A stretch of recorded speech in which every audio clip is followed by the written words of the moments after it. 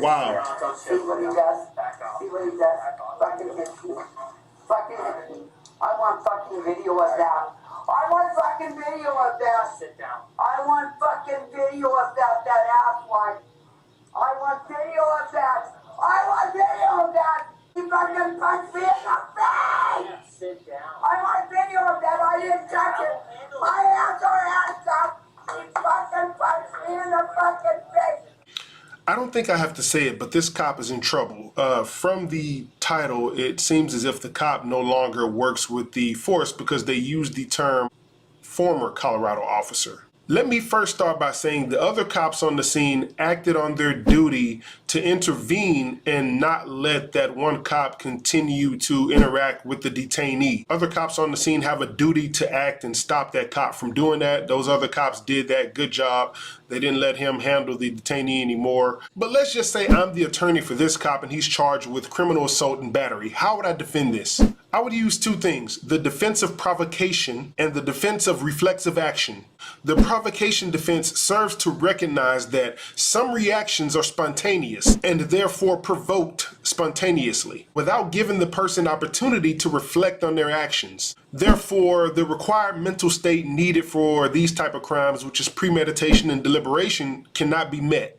Regarding a reflexive action, usually where the application of force is the result of carelessness or a reflex action, the criminal intent is lacking and therefore no assault has been committed. A reflex action doesn't necessarily need to be in response to an actual blow. It can happen in response to a perceived and immediate threat. The reflective action and provocation defense probably erases the intent to convict criminally. Regarding tort law, in case she decides to sue him, I would use the same arguments that, there was adequate provocation when I was spit on and I didn't have time to think and I just lunged out and hit her. And I came to my senses immediately afterwards. Regardless, cops should definitely be held to a higher standard. They are meant to enforce and uphold the law. And honestly, dealing with individuals like this comes with the territory. Let's just have a seat here on the step. You may be noticing that the individual is in handcuffs and he's placed under arrest, but he hasn't been told he's under arrest. He hasn't been told any information at all. Do the cops have to tell you any information when they're arresting you? Do they have to tell you the reasonable suspicion they have for detaining you? Do they have to tell you the probable cause they have for arresting you? Technically, the cops don't have to tell you anything, and when you arrive to court, the judge will communicate this information to you. Now, there are many states and many police departments across the country that will require cops to inform citizens of the reasonable suspicion or the probable cause that they have to detain you or make an arrest. But there's nothing in the law that forces police officers to tell you this. They just have to have it to detain you for questioning, make an arrest, or search you. All right, let's go. We're gonna take a seat. Watch your head getting into the car. Miss, can you stop pulling the car? Just get in the car and let me try. Get in the car. Get in the car. Oh my wrist. When you get in the car, she went so much you started pulling. So just get in the car. She goes right off. All right, just get in the car. Can y'all just tell her to stop? Hey, get in the car. Get in the car. Get in the car. car. All right, I'm getting in. Get your feet in. Hey, look at me. Look at me. Look at me. You want to play games? Play with the wrong ball. You gonna mace me? Mace me. Never get disrespectful with my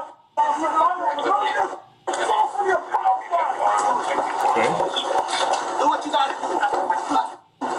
No. Just let it be. You clear? Yes, sir. So that was very disturbing. From her angle, she sees him getting into the car. She doesn't know what he's about to do, but all she knows and hears is that he's threatening an already detained and handcuffed man.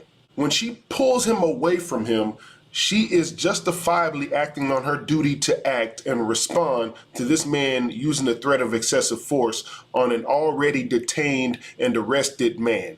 So she's justified in her actions. But what's not justified is the sergeant turning around, choking her, and saying, "Don't you touch me." Let's watch it again. Do what you gotta do. No. Come on. Just let it be. I don't understand that. You clear? Yes, sir. And I'll see you in about 5 minutes. The bottom line is all of these cops had a duty to act and not let the sergeant act in that manner. He escalated the situation when he was supposed to de-escalate the situation. Then he assaulted and battered a female cop, his subordinate, for acting on her duty to stop him. I was happy to find out that this sergeant was later charged with felony battery of a law enforcement officer, felony tampering with evidence, misdemeanor assault on a law officer, and misdemeanor assault on a civilian. Jack Smith, as I mentioned before, was appointed to oversee the special investigation into Mr. Trump and allegations that he had these materials. Specifically, what they were looking for was, one, whether Trump or his aides committed crimes by taking classified material to his Mar-a-Lago resort after he left the White House. Two, they were investigating whether or not he obstructed an investigation. This investigation turned up several pieces of evidence, recordings, interviews, tons of things. They even used previous statements from Mr. Trump regarding classified documents and the fact that he knew how to declassify documents correctly. In fact, the DOJ interviewed several highly profiled White House staff who informed them that the former president had declassified documents on several occasions the right way. So we're gonna have to seize your phone, so go ahead and hang up. Seize my phone for what? Go ahead and hang up. Why? Go ahead and hang up. They want to seize my phone, but I'm not under arrest for it. You're not under arrest, but your phone's gonna be seized. So no. you're gonna hang up the phone. I seize my phone, but So- I'm not in custody. so listen, There's so- three of them all around me. so listen. FaceTime me for a second. You listen for a second. So the fire is gonna be under investigation, That's fine. okay? And we're gonna seize your phone Why? because the fire is under investigation. I need to know where my. So you can hand me the phone, or I can take the phone. But Apparently there's a fire investigation going on and the cops want to seize this lady's phone, so that brings up a question. Can the police officers seize this lady's phone? Can they take her phone from her? The bottom line is the police need a search warrant to take and search your phone. The Fourth Amendment protects people from unreasonable and unlawful searches and seizure of their property, including cell phones, by law enforcement. But as it relates to most things in law, don't you like the law? There are exceptions. One of those exceptions to not having a search warrant and being able to seize this woman's phone is called the exigent circumstances exception. Exigent circumstances are circumstances that require immediate action. For these instances, the police can forego obtaining a warrant in an emergency to render aid to a person who needs it, to ensure the public safety, or to preserve evidence that's in immediate danger of being removed or destroyed. So here, under the exigent circumstances exception,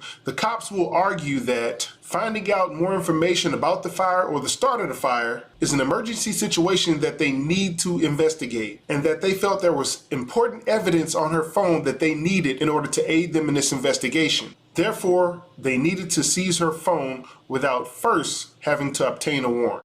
This went on for roughly 9 minutes before things escalated. Watch this. As Ford walks away from the window a second time, she pulls out a gun from her pocket. First mistake. So it doesn't seem like she's in any fear of serious bodily injury, harm, or in fear of her life. So the fact that she's pulling out a gun, I don't even think having a gun on you while at work is allowed within Jack in the Box's policies. The fact that she even has a gun, for one, and the fact that she's even cocking the gun in anticipation to use it, for two, says a lot about her situation, which is why she was charged and pleaded to a lesser offense. Checks it and then puts it back. Let's go.